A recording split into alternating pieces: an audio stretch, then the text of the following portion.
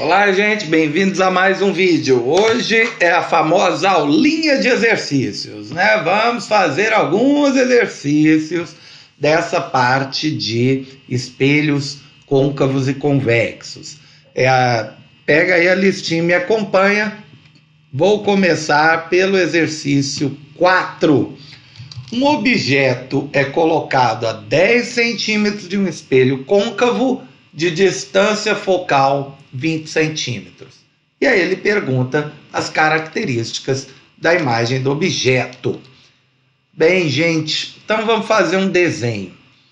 Ele diz que é um espelho côncavo, então, né, desenha aqui o espelho côncavo, aqui o eixo principal, a gente tem o centro, o foco e o vértice.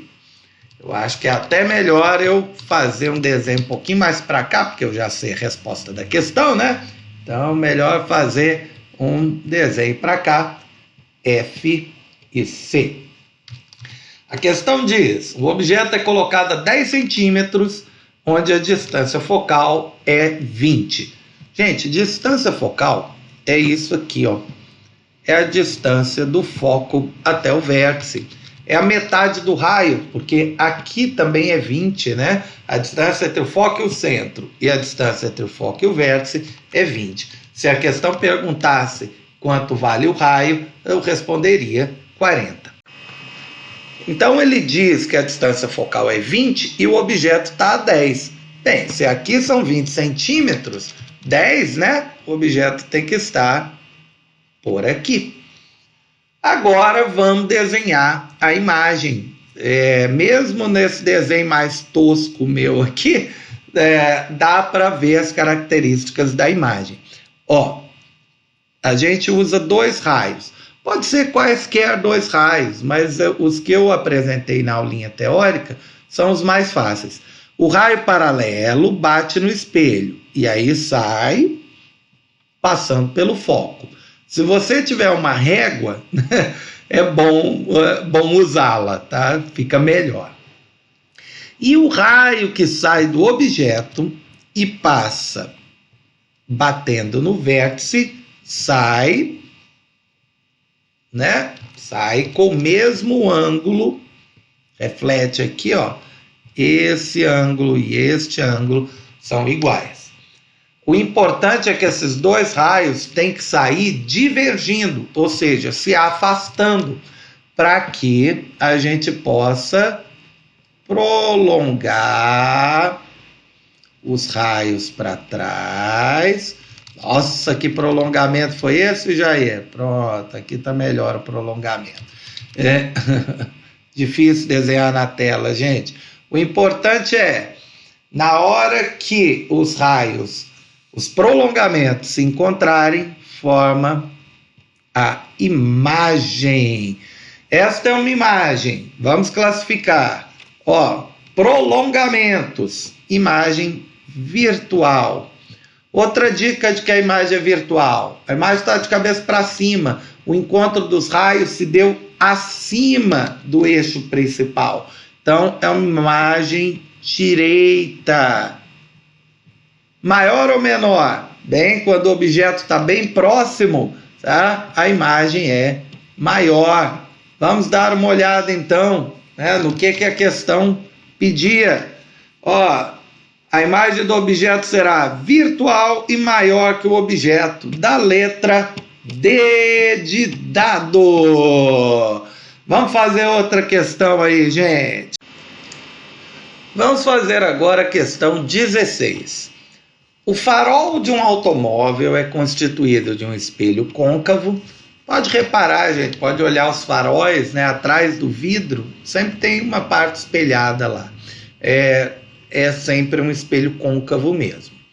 E de uma lâmpada com 2 filamentos. Filamento, gente, é porque a lâmpada, né, ela é assim, e o filamento é a parte que se aquece ali dentro para emitir luz. Realmente, algumas lâmpadas tem 2 filamentos. Alguns carros têm duas lâmpadas, né? Uma para luz baixa, outra para luz alta. Mas no caso desse carro, a lâmpada tem 2 filamentos. Quando o farol está em luz baixa, apenas o filamento 1 está ligado e a luz é refletida no espelho paralelamente ao eixo. Gente, quando é que isso acontece mesmo? Quando é que os raios saem paralelos do espelho? Vamos dar uma lembradinha? Aqui a gente tem o espelho côncavo, foco à frente dele, centro à frente dele. Para que os raios saiam paralelos, a lâmpada tem que estar no foco, porque os raios que passam pelo foco batem no espelho e saem paralelos. Então, e quando o farol está em luz alta, apenas o filamento 2 está ligado e o feixe é um pouco divergente. Para que o farol funcione de acordo com essas descrições, quais as posições do filamento? Bem, na figura 1, para que saia paralelo, o raio tem que estar exatamente no foco.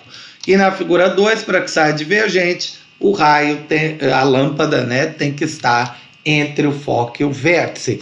Então, o filamento 1 em F e o filamento 2 entre F e V. Letra D de dado. Maravilha! Vamos fazer outra questão.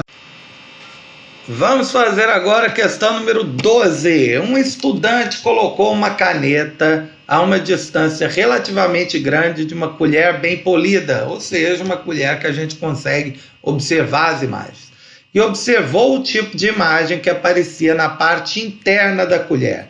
Gente, uma colher tem esse formato, a parte interna que ele está falando é essa. Isso aqui é um espelho côncavo, né? A parte de trás da colher é, obviamente, um espelho convexo. Mas a gente está falando aqui de um espelho côncavo. Então, a imagem que ele viu comparada com a caneta era... Bem, o ponto principal da questão é que ele diz que a caneta foi colocada à frente de um espelho côncavo, só que relativamente distante. Então, vértice, foco, centro, distante, quer dizer, né, que está mais afastada que o centro. Aí a gente tem que repetir a figurinha, tá? Como eu falei, né, na aulinha anterior, gente, você vai ter que fazer essas figuras várias vezes para elas ficarem, né, mais óbvias. O raio paralelo, use uma régua, né? Para vocês é mais fácil do que para mim. Paralelo, bate no espelho, passa pelo foco. O raio que passa pelo foco, bate no espelho, sai paralelo. Se você fizer o desenho com régua, a imagem vai ficar com esta cara, vai estar entre o centro e o foco, vai ser... Opa! Olha eu escrevendo bobagem aqui. Vai ser uma imagem real, né? Porque está na frente do espelho. Vai ser uma imagem invertida, porque o encontro se deu abaixo do eixo principal. E vai ser uma imagem menor. Às vezes a pessoa desenha sem régua, né? Ela não encontra isso. A pessoa vai e desenha, né? O raio que saiu do espelho, né? E aí não dá certo, gente. Tem que ser com régua, né? Para ficar bonitinho. Então, real invertida menor, vamos dar uma olhada no que a questão quer. Ó, a imagem que ele viu comparada com a caneta era menor, invertida, real. Letra E. Vamos fazer uma última questão agora. Para terminar por hoje, vamos fazer a questão número 14, a respeito de um espelho convexo. Então, vamos apagar aqui e fazer logo o desenho do espelho convexo. Gente, o espelho convexo é diferente do côncavo, porque foco e centro estão atrás do espelho, tá? Então, vamos refazer o desenho. A gente tem aqui objeto, raio paralelo, passo pelo foco, mais ou menos, né? Não tem como ele passar pelo foco. O prolongamento passa pelo foco. O raio, na verdade, faz isso. e o raio que bate no vértice sai, né, com o mesmo ângulo que chegou. Aí a gente prolonga. Esses prolongamentos aqui ficaram melhores, né? É o jeito de escrever aqui. Bem, os raios se encontram aqui. Na verdade, não são os raios, né, gente? São os prolongamentos se encontram atrás do espelho. Essa é uma clássica imagem virtual. Que outras características tem? A imagem direita, os prolongamentos se encontraram acima do eixo principal. Toda imagem virtual é direita, né? E a imagem é menor. Esse é o único tipo de imagem formada pelo espelho convexo. Então fica fácil de lembrar aí. Virtual, direita e menor. Vamos ver o que ele pede. Aí é meio que um julgue os itens, né? Forme imagens direitas e diminuídas, ou seja, menor. Tá certo, é a letra A. Mas vamos ver o resto. Não forme imagens diminuídas. Não, óbvio que forma, a imagem é menor. Suas imagens podem ser projetadas. Não, porque a imagem é virtual. Imagem virtual não pode ser projetada. Forma imagem real. Não, é o contrário, forma imagem virtual. Suas imagens são mais nítidas que as dadas pelo espelho plano.